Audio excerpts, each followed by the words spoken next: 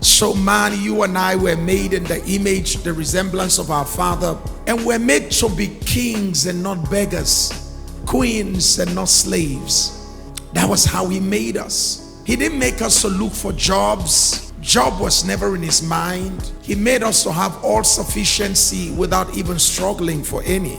Unfortunately, through deception, this is what happened. Someone sneaked into the garden, and through the beauty of conversation, as the manner is till today, through the deception of words and the beauty painted before the mind of man, man was swayed away from the glorious environment in which he was in. For someone told him to act out a script that was not initially written by the Almighty. And so this man, of course you all know now, stay down sir, who wasn't part of this equation, wasn't here before, but found his way somewhere to the door of the garden. He stayed, and please point, face him, and began to invite him like you are always invited, with deception and lies. You are made to know that if you sleep with that man, you will become rich. Just like if you check through the rankings of the richest women in the world, as if you will find any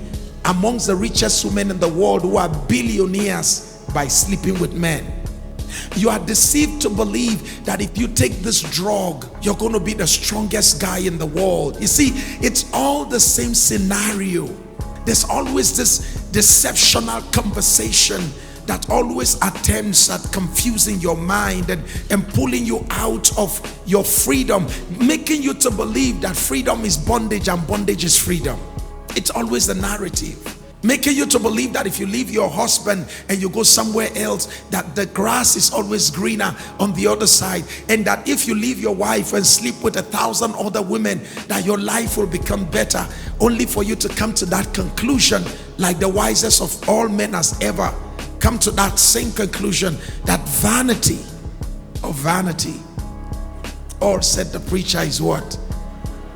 He swayed the man through conversation, invited him out of his freedom, and he gave the man an impression that what he was inviting him into was going to be the most beautiful of all freedom.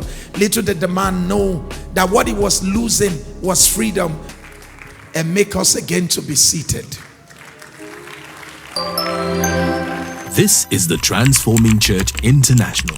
One church making global impact.